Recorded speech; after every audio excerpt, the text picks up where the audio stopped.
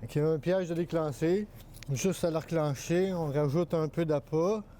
Les rats, souvent, ils ont très peur de manger de la nouvelle nourriture qu'on a mis sur les pièges. Fait que souvent, on ne réussit pas à les capturer. Depuis le 1er janvier 2022, la Ville interdit l'utilisation des poisons en extérieur dans la lutte contre les rats et les souris. L'objectif, c'est de préserver la faune sauvage de Montréal, surtout les oiseaux de proie qui mangeaient ces rats ou ces souris empoisonnés.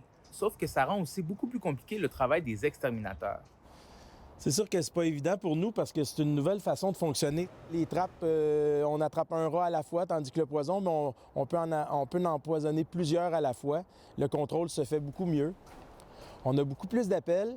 Je vous dirais que cet automne, les appels ont fait x3, x4 parce que les gens voyaient des rats. Depuis les fêtes, on en voit un peu moins, mais ça a quand même fait x2 les appels qu'on a habituellement à pareille date. Avec les enjeux de propreté à Montréal, elle est devenue actuellement un buffet à volonté pour les 5 à 6 millions de rats qu'on a actuellement en vie.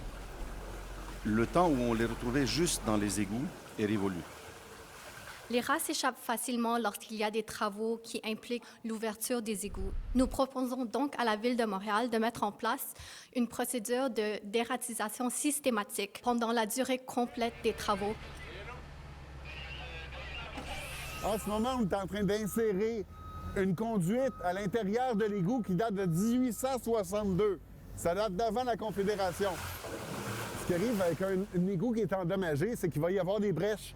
Puis là, il y a tout un système de terrier qui va être installé par le rat. En réparant nos égouts, on ferme la route aux rats. C'est une des choses qu'on doit faire pour contrôler la population de rats sur le domaine public.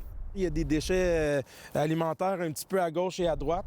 Il y a des débris alimentaires à l'intérieur des containers.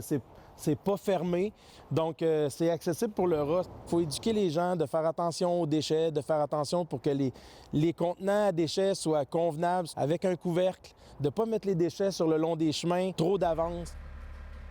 C'est sûr qu'on n'a pas peur à l'explosion, mais nous, ce qu'on a voulu faire, c'est sonner la sonnette d'alarme pour dire bien, il y a quelque chose qui se passe, il y a une augmentation de la présence de rats.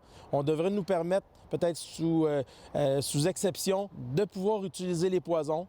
La Ville a finalement décidé d'autoriser l'utilisation de un poison extérieur dans la lutte contre les rats et les souris, le difascinone. Mais pour l'opposition officielle, c'est loin d'être assez.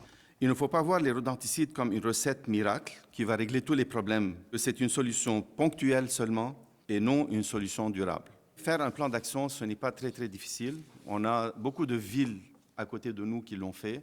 Actuellement, la situation est stable à Montréal. Si on regarde du point de vue des signalements, dans les 5 dernières années, on a reçu le même nombre de signalements à peu près, ce qui correspond à 1100 signalements de rats par année pour l'ensemble des 19 arrondissements. On n'arrivera jamais à exterminer la population de rats. Il faut apprendre à avoir une cohabitation acceptable avec cette population-là. Puis pour ça, il faut absolument qu'on change nos comportements.